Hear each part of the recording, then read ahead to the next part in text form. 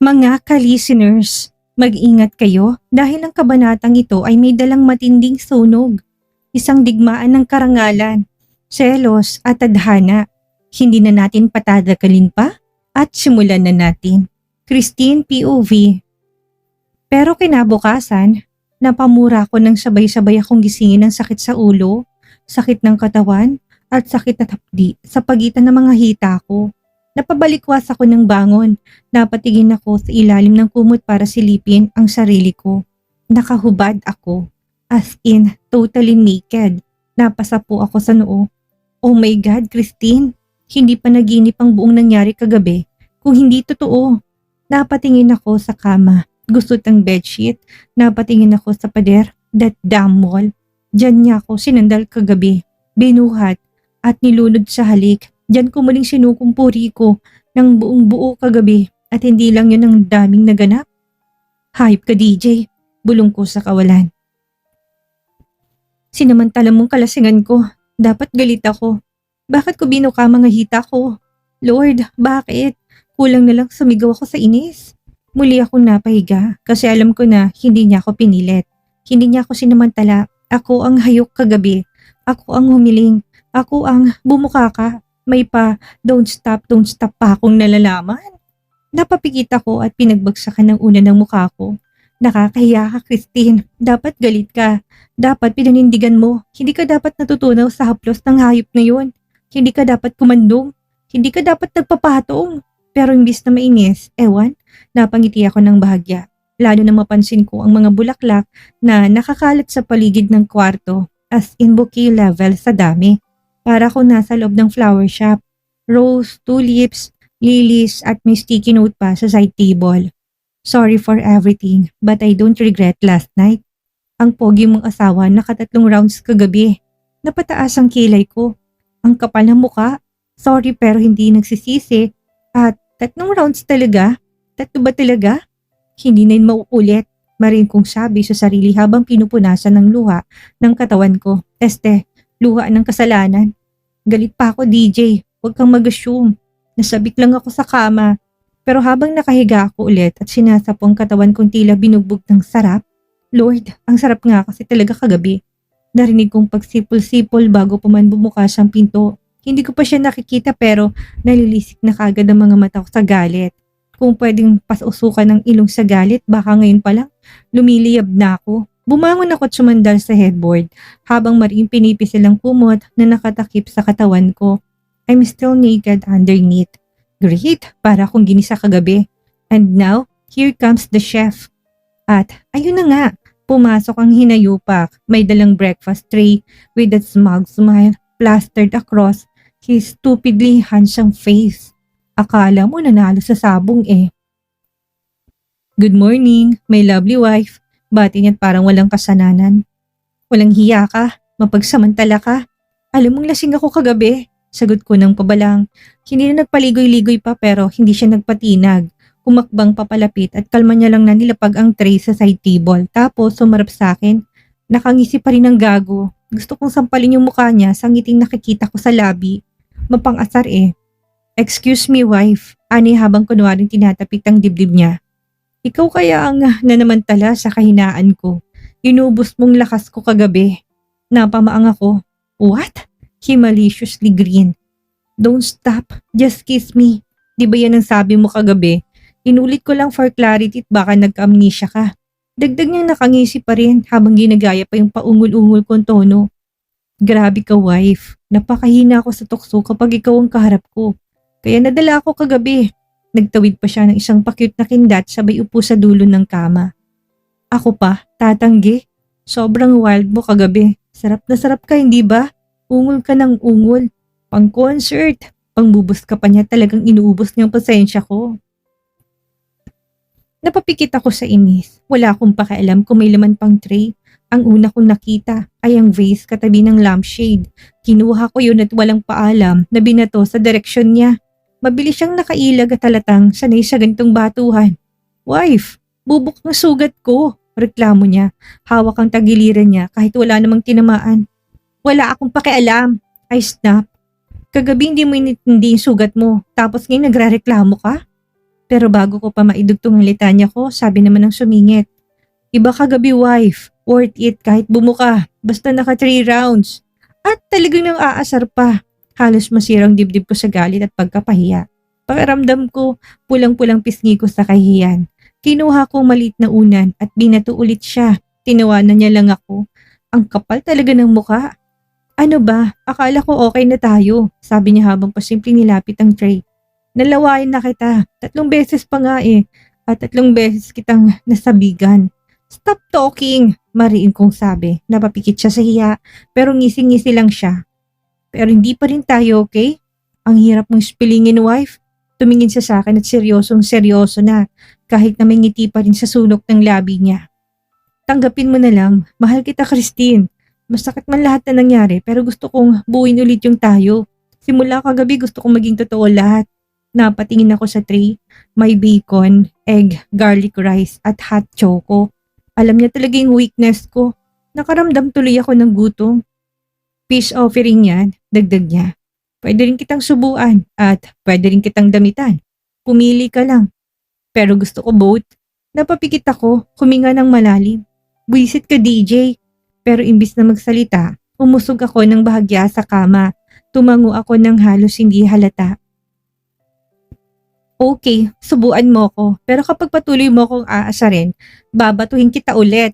Ngumisi siya. Deal. Pumayag ako na subuan ako ni DJ. Ayoko sanang magpaka-baby, pero gutom ako at masakit pa rin ang katawan ko. Lalo na sa parteng alam na alam niya kung paano pinagod kagabi. Open your mouth, utos niya para akong yung 5-year-old version of myself. Hindi mo kailangang gawin to. Kunwaring sabi ko na may pakunot noo habang bahagyang umiiwas, pero binuka ko pa rin ang bibig ko. Nanghinat gutom eh. Gusto ko nakangiti niyang sagot, sabay subo ng kutsarang may kanin at itlog. Besides, gusto kong makitang mukha mong pa-cute habang umunguya. Sinimangutan ko siya pero hindi ko rin napigilan ang ngiti ko. Hayop talagang lalaking ito. Bakit ganito ka-effective? By the way, dagdag niya habang inabot ang juice. Yung event mamaya, ready ka na ba? Napatigil ako, uminom ako ng juice sabay, ibinaba ang baso sa bedside table. Bahala ka, pumunta ka na mag-isa, sabay irap ko. Dahil ako rin, bahala kung pumuntang mag-isa.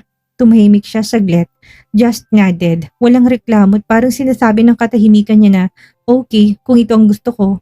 Nakakainis kasi hindi siya kumukontra. At lalo kong naiinis kasi parang ang understanding niya na tila okay lang sa kanya na hindi kami magkasama. Gusto ko siyang sabunutan, hindi kaya batuhin. Tapos bigla siyang nagtanong, seryosong seryoso. Nagustuhan mo ba yung mga bulaklak? Sabay tingin sa paligid ng parang flower shop, nagkibit-balikat ako ng mga balikat. Slight, but I'm not impressed. Sabi ko sabay subo ulit ng sinandok niyang rice.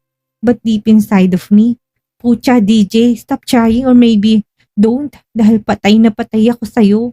Then, biglang bumalandra pabukas ang pinto at halos sabay-sabay ang pagdating ng triplets. Mommy! Easy, easy. Kumakain si Mommy. Sabay salo ni DJ kay Danaya dahil muntik na itong sumubsob. Sina Kyle at Cole tumala na sa kama. Then, sabay-sabay nila ako niyakap at pinaliguan ng halik. Halos hindi ako makagalaw dahil lumigpit ang hawak ko sa kumot at baka matanggal at makita ang kahubaran ko. Mas lalo kong nakapakapit sa kumot na sumunod na pumasok si Manang Sita. Bitbit niyang manikin at napalunok ako. Yung gown, yung red gown na pinili ko noon sa butik, akala ko nawala na.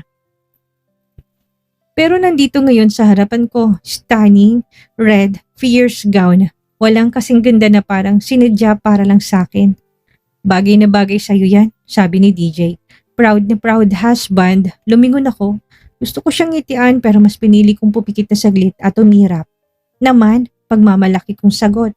Pero ang tibok ng puso ko, proud ako sa gown sa magiging itsura ko mamaya. Sa sarili kong desisyon na magpakita mamaya looking like his favorite scene. Pakipot? Oo. Yes, for now. Nakatayo ako sa harap ng salamin. Halos hindi makagalaw matapos akong ayusan ng glam team at pinasuot sa akin ang napili kong gown noon pero ngayon ko lang tunay na appreciate kung gaano to kaganda. Silk ang tela ng gown, dumadali sa katawan ko na parang tubig sa ilalim ng buwan. Deep V, neckline classy pero may tapang. fitted sa bewang tapos bumubuka pababa na parang cascade ng confidence. Sa mga shoulder straps, may beadwork na kumikislap habang gumagalaw ako, parang mga bituin sa langit na bumagsak sa balikat ko. Unapologetically powerful, it felt like this gown was made not just for a woman, but for a queen who doesn't beg, who doesn't explain. Habang tinitignan ko sarili kong refleksyon, may naramdaman akong presensya sa likod. Dumapong tingin ko sa salamin at nakita ko, nakasandal sa hamba ng pinto, nakasuot ng navy blue suit na parang tinahi mismo para sa kanya. Sleek, sharp, and sophisticated. White inner shirt, black tie na bahagyang nakaluwag, at tahimik lang siya pero mga mata niya para bang hinubaran ako ng lahat ng insecurities ko. Titig na parang sinasabing, akin ka. Dahan-dahan siya lumapit, tumigil sa likod ko at bahagyang nasa tagiliran ko. Tinignan ko siya sa salamin. Alam mo, bulong niya, mababa ang boses. The moment I saw you choose that gown, I knew. Wala ka nang kailangan pang sabihin, Christine. You're everything I've ever wanted. And more. Napalunok ako at parang kiniliti ang dibdib ko sa kilig. Damn, bulong niya ulit, mas mababa, mas husky. Look at you, my wife. You don't even have to try. You just ruin me. Napapikit ako ng mariin, pinipigilan ng ngiti, pinipigilan ng kilig. Don't ruin my makeup, bulong ko sa sarili. Pero ang puso ko, wala ng makeup na makakatakip sa tibok nito ngayon. Hinawakan niya ang balikat ko sa kadinapong isa niyang kamay sa bewang ko. Hindi ko alam kung saan ako titingin, sa kanya ba o sa sarili kong refleksyon na ngayon lang nagmukhang buo. Pwede na ba kitang nakawin ngayon? Tanong niya, paus. Bago pa may ibang humanga, ngumiti ako, pilit na pinipigilang mag-blush. Hindi ba ikaw may-ari? Tumango siya, halos hindi ko marinig ang sagot. Yes, ako palagi pero ngayon lang kita nakitang ganito. And Christine, hinawakan niyang baba ko, pinharap ako sa kanya. Ngayon lang ako kinabahan. Bakit? Tanong ko't halos hindi lumalabas ang boses ko. Baka kasi sobrang ganda mo, baka hindi ka na bumalik sa akin. Ngumiti ako, umiling at saka ako na mismong dumikit sa kanya. Then hold me tighter. At doon siya tumawa, mababa lang. Sandaling binulungan ako.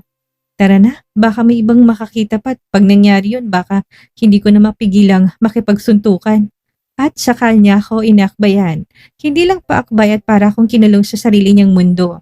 At sa bawat hakbang namin, palabas ng silid pakiramdam ko, hindi lang ako reyna sa gabing ito. Isa akong babae na piniling mahalin ng lalaking hindi natakot sa tunay kong anyo. Akala ko magtutuloy-tuloy na kami sa pagbaba sa hagdan, pero bigla siyang huminto. Napalingon ako sa kanya pero hindi siya kaagad nagsalita. Nakatitig lang siya sa akin tapos parang may hinihintay. May kinuha siya sa loob ng inner pocket ng suit niya at doon ko nakitang siyang maliit na velvet box. Halos hindi ko na maramdaman ang hininga ko. Tahimik lang ako at pilit pinipigilan ng sarili. Parang ayoko magsalita. Baka yung masira sa sandaling ito. Dahan-dahan niya itong binuksan at sa loob may isang necklace silver chain. Pero ang pendant, heart shape, made of tiny, glittering diamonds. Hindi siya ingrande sa laki pero grabe kung makatitig pabalik, delicate, refined pero may dating. Parang siya, parang ako, parang kami. DJ, mahina kong sambit at halos parang tanong. He smiled faintly. I had made it. Sabi niya, matagal na, matagal bago ko pa alam kung kailan ko ito maibibigay. But I knew one day, I will. Napatingin ako sa pendant, mapipilitan kang tumitig, hindi dahil sa kinang kundi sa mismong hugis ng puso. Sa gitna ng pendant may naka-engrave na maliit na salitang, The heart knows always. Binasa ko yon sa isip ko. Paulit-ulit, the heart knows always. He lifted the necklace from the box. Kenay, hindi ako makapagsalita. Tumango lang ako at bahagyang tumalikod. Itinaas ko ang buhok ko gamit ang isang kamay. Ramdam kong daliri niyang dumaan sa bato ko habang sinasabit ang chain. Magaan at maingat pero hindi ako makahinga. Para akong sinusumpa. Pagkatapos niyang maisara ang clasp, naramdaman kong dulo ng pendant sa gitna ng dibdib ko. Tamang-tama lang sa neckline ng gown, parang sinadyang doon talaga siya dapat mailagay. Bumalik siya sa harap ko, tinitingnan ako at walang salita. Ako nang naunang ngumiti, mahina, mahiyain. Damn, Christine. Don't smile too much, baka magtuloy-tuloy. Pero hindi ko na napigilan. You always know what to say, bulong ko. Even when you're quiet, he smirk. That DJ kind of smirk confident. Pero may lamig ng sincerity. That necklace is not just a gift. It's a promise that no matter what happens, my heart will always know where to go. Pumikit ako sandali, hindi dahil sa drama, kundi dahil sa dami ng nararamdaman. Pagdilat ko nandun pa rin siya, waiting. Then I guess I have no choice. Sabi ko, pilit na hindi nanginginig ang boses. But to wear it forever. And for the first time tonight, hindi ako kinabahan sa salitang forever dahil kaming dalawa ang nakatadhana forever. Akma na sana ako magsasalita like something witty, maybe flirty pero biglang nag-vibrate ang phone ni DJ sa bulsa niya. Hindi ko alam kung bakit pero parang ang bigat agad ng naramdaman ko sa dibdib. Mabilis niyang sinagot. Hello? Tahimik siya sandali, pinapakinggan ng sa kabilang linya tapos biglang tumakas. Napakunot ako ng noo. Sinong tumakas? Tumagilid siya ng bahagi at parang iniwasang marinig ko. Pero narinig ko pa rin. Sige, pupunta ako. Mas lalong uminit ang tenga ko. Where? Magsasalita na sana ako para tanungin siya pero bago pa ako makapagsalita, bigla niya ako hinagkan sa tuktok ng ulo. Sobrang bilis at sobrang lambing. Mauna ka na, bulong niya. Sumabay ka kay Sir Francis at kay Ma'am Patricia. I'll meet you sa venue. What the hell? Hindi ko pa naiangat ang kamay ko para pigilan siya. Nakatalikod na siya at mabilis ang lakad. Halos takbuhin ng hagdanan. DJ! Tawag ko pero hindi siya lumingon. Napakuyom ang kamao ko. Wisit, iniwan ako sa ere. Sa gabing ako ang pinaka-best version ng sarili ko. Sa gabing ito ng akala ko, kami bigla siyang nawala. Just like that, nakakagigil talaga. Ilang segundo kong nakatayo doon, ramdamang inis na umaakyat mula sa talampakan hanggang batok. Umiling ako ng mariin. Whatever it is, it better be worth it. Padabog akong bumaba ng hagdan at walang pakialam kung marinig nilang heels ko sa kahoy na flooring. Pagdating ko sa sala, nakita ko sina lolo at lola. Parehong ayos na ayos, parehong may hawak na baston na more for style than for support. Ready iha? Tanong ng Lolo Francis. Tumango lang ako at walang gana, sumabay ako sa kanila papunta sa labas. Doon naghihintay ang limousine. Pag-aupo ko sa loob, hindi na ako nagsalita, pinikit ko na lang ang mga mata ko. Pero sa loob-loob ko, grabe ang pagka-bad trip ko. DJ, seriously, iniwan mo ko after everything? Pag nakita ko siya mamaya, hindi ko siya kakausapin. As in dead ma, kahit na anong ngiti pang gawin niya, wala akong pake.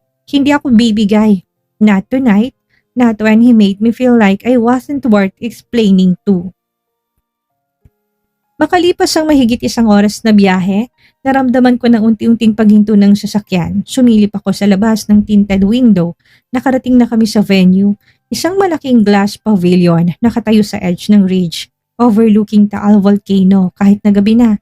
Tanaw pa rin ang anino ng bulkan at parang drawing ng isang tahimik na halimaw na nakahiga sa gitna ng lawa. May mga ilaw sa paligid, mga string lights na parang mga alitap-tap na nilagay sa linya. May mga fairy lights din sa mga puno. Elegante, intimate, maliwalas pero malamig, literally at emotionally. Pero kahit na gaano kaganda ang view, hindi ko pa rin gustong bumaba, kaya nauna ng 2 matanda. Tara na iha, yaya ni Lolo Francis. Mauna na po kayo, sagot ko kalmado pero malamig. 1 minuto lang po, nagkatinginan silang dalawa. Napailing lang si Lola Patricia habang bumubuntong hininga. Ayan na naman, bulong niya kay Lolo habang palabas sila. Inaatake na naman ng tantrums. Bumalik na naman ang tunay na ugali. Hayaan mo na, sagot ni Lolo, tumatawa pero may halong pagod. Ganyan talaga yan, noon pa. Kung anong gusto yun ang dapat masunod. Eto si DJ naman kasi. Napairap ako kahit hindi nila ako nakikita. Really? Tantrums? It's called standards. Hindi ko na lang sila sinundan. Naiiwan ako sa loob ng sasakyan. Nakaupo pa rin, arms crossed habang mariing kinakagat ang pang-ibabang labi para hindi ako mapabadmouth ng todo. Ang lamig ng aircon pero mas malamig ang pakiramdam ko sa loob. Napatingin ako sa rearview mirror. Mukha akong perfect makeup on point. Gown still flawless. Fleckless.